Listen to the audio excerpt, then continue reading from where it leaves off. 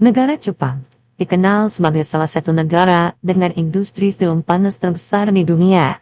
Legalnya konten-konten dewasa di Jepang untuk dapat memproduksi, menjual, dan menyebarluaskan hal tersebut disebabkan karena sejak dahulu kala masyarakat Jepang sudah terbiasa dengan hal tersebut.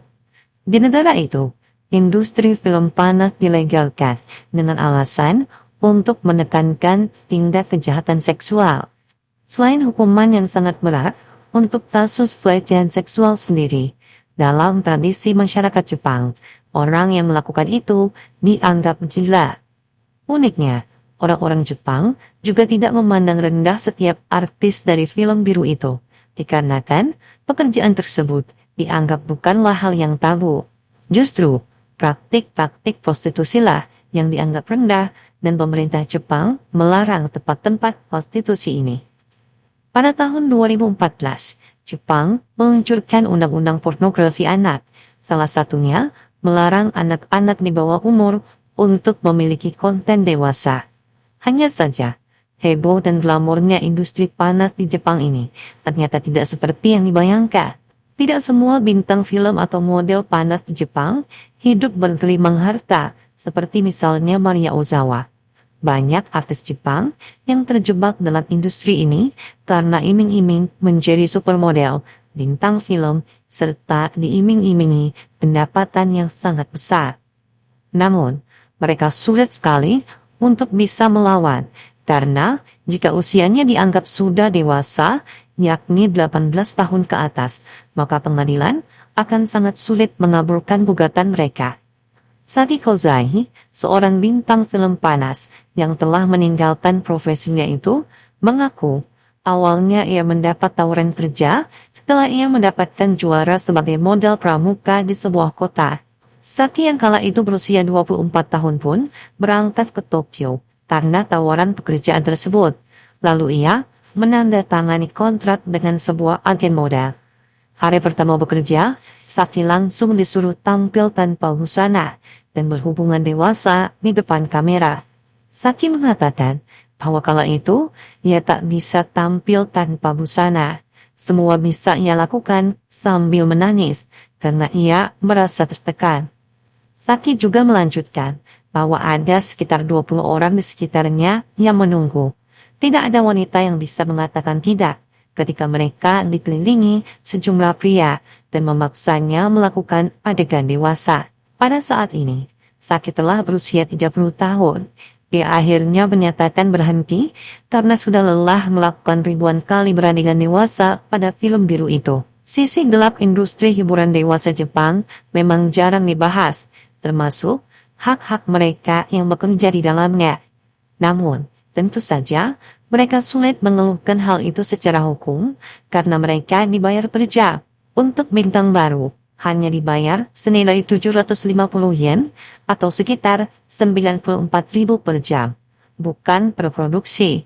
Untuk satu adegan film, bisa butuh 5 hingga 8 jam lamanya. Film Jepang yang terkenal dengan keragamannya hanyalah trik yang didramatisir untuk lebih menarik para peminatnya. Meskipun hal itu banyak dikecam oleh aktivis perlindungan perempuan dan hak asasi, banyak yang menggugat perlakuan tidak adil terhadap para bintang film biru itu, termasuk dalam hal untuk melakukan adegan brutal. Tetapi semua itu gagal. Satu-satunya kasus gugatan pemeran film panas di Jepang yang berhasil terjadi, yakni pada bulan Juni di tahun 2021 yang lalu, terkait tuduhan terhadap agen yang memaksa seseorang untuk tampil di lebih dari 100 video panas. Sedikitnya, 3 orang berhasil ditangkap atas kasus itu, dan Asosiasi Perfilman di Jepang telah meminta maaf. Namun, perusahaan hanya diwajibkan untuk membayar ganti rugi sebesar 240.000 yen atau sekitar 300 juta rupiah.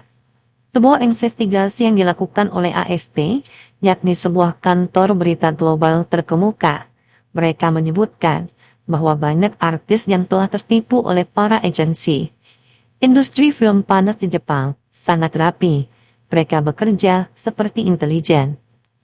Mereka memburu sejumlah perempuan muda yang mengalami masalah di seluruh daerah. Umumnya, masalah keuangan. Para kaki tangan agen tersebut kemudian memperkenalkan diri dan mengajak para wanita itu makan-makan serta membelikan sejumlah barang. Bukan hanya itu saja, bila wanita-wanita malang tersebut memiliki hutang, maka akan segera mereka lunasi. Setelah itu, bisa diduga perempuan tersebut masuk perangkap para agen. Wanita lainnya yang berusia 26 tahun yang telah diwawancarai juga oleh AFP mengaku tertipu karena sebuah agen telah berjanji untuk membantunya menjadi seorang penyanyi. Awalnya, wanita itu memang ditampilkan di sebuah pub kecil. Kemudian, ia terikat kontrak yang menjebaknya untuk bisa melakukan pekerjaan selanjutnya. Wanita itu juga mengatakan, "Saya tidak punya pilihan. Ketika saya lakukan, itu benar-benar sakit. Tapi tim produksi tidak akan berhenti dengan keinginan mereka," ujarnya. Sebuah LSM di Jepang, yakni Lighthouse, sangat aktif mendesak pemerintah untuk menghentikan praktik-praktik agensi yang menjurus pada perdagangan manusia itu. Mereka mengatakan, ada lebih dari 60 aktivis mencoba melarikan diri dari bisnis ini pada paruh pertama di tahun 2016 yang lalu, jauh di atas tahun-tahun sebelumnya. Juru bicara Lighthouse, yakni Aiki Segawa mengatakan, "Kami pikir ini hanyalah puncak gunung es. Banyak korban merasa bersalah karena kontrak yang mereka tanda tangani. Kebanyakan dari mereka adalah wanita muda berusia 18 hingga 25 tahun. Diketahui, para wanita ini hanya sedikit pengetahuan tentang hukum dan sangat sulit untuk membuktikan di pengadilan." Sebuah organisasi hak asasi Jepang menyebutkan, seorang wanita sampai melakukan operasi plastik berulang kali hanya untuk lari dari masa lalunya, sehingga ia tidak malu. Diketahui bahwa ada seorang wanita yang juga memohon kepada sebuah LSM agar distribusi film yang diperankan olehnya tidak diedarkan lagi. LSM itu pun berusaha untuk membantu sang wanita dan berencana untuk menyewa pengacara guna membantu agar distribusi film panas yang diperankan wanita tadi di stop dan tidak lagi diedarkan. Namun, sebelum itu terwujud, sang wanita yang meminta pertolongan tadi telah mengakhiri hidupnya sendiri. Diduga, hal tersebut dilakukannya karena mengalami depresi. Seorang mantan bintang film panas, yakni Mariko Kawana, yang kini menjalani hidupnya sebagai penulis novel, ikut aktif untuk dapat melindungi hak-hak pekerja di industri panas ini. Dia bergabung dengan sejumlah aktivis hak asasi agar pemerintah menerapkan aturan yang lebih tegas terhadap transparansi kontrak. Termasuk diantaranya, setiap kontrak harus melibatkan pengacara agar hak-hak aktris tidak diabaikan. Di balik sisi gelap industri film panas di Jepang, ada juga seorang wanita cantik yang juga menjadi bintangnya. Ia bernama Riri Hoshu. Lahir pada tahun 1991 di Miyagi, Jepang. Diketahui, Riri telah bergabung dengan industri ini pada tahun 2013 yang lalu. Ia secara bertahap membangun karirnya di industri tersebut. Namun, setelah itu, ia terus berganti manajemen perusahaan. Dari tahun 2013 hingga bulan Mei tahun 2017, Riri Hoshu telah berganti 3 perusahaan. Pada bulan September di tahun 2017, wanita cantik itu tiba-tiba melakukan tindakan untuk mengakhiri hidupnya sendiri. Tapi, syukurlah, nyawanya bisa diselamatkan. Diketahui, pada saat itu, Riri sedang memiliki masalah dengan manajemen perusahaannya. Ia nyatanya telah ditipu dengan sejumlah uang dan mengalami kekerasan seksual. Bahkan, karena penyalahgunaan waktu secara fisik, aktris muda itu pun kehilangan kesuburannya. Saat itu, Riri hendak pensiun. Tetapi, setelah mencapai kesepakatan dengan perusahaan lamanya, dia kembali bekerja. Padahal, wanita cantik itu baru saja mengumumkan bahwa ia istirahat 2-3 bulan dari dunia akting tersebut. Semuanya mengira akan baik-baik saja dari sini. Tetapi pada bulan Oktober di tahun 2018, dia dikabarkan terinfeksi virus HIV setelah menjalani beberapa kali syuting film dewasa. Untuk membuktikan dirinya tidak bersalah, Riri pun lalu mengirimkan hasil tes ke media untuk meredam desas-desus yang telah beredar kala itu. Direktur perusahaan produksi film panas pun menjawab. Menurutnya, aktris yang diduga terinfeksi HIV tersebut telah berakting di 12 film panas. Selama pembuatan film itu, wanita tersebut beserta lawan mainnya semua menggunakan langkah-langkah keamanan untuk menghilangkan kemungkinan infeksi. Setelah berhasil mengatasi skandal tersebut dan terbukti tidak terinfeksi virus HIV, Riri pun kemudian kembali ke industri panas itu dan mengganti nama panggungnya. Namun kali ini, ia terjerat masalah lain. Ternyata, ia diketahui menderita penyakit kanker ganas yang dikenal mematikan, yakni kanker serviks. Menurut Profesor Dr. Nila Juwita Muluk SPMK, yang merupakan Ketua Umum Yayasan Kanker Indonesia atau YKI mengatakan, bahwa tidak semua penyakit kanker bisa diketahui secara pasti penyebabnya.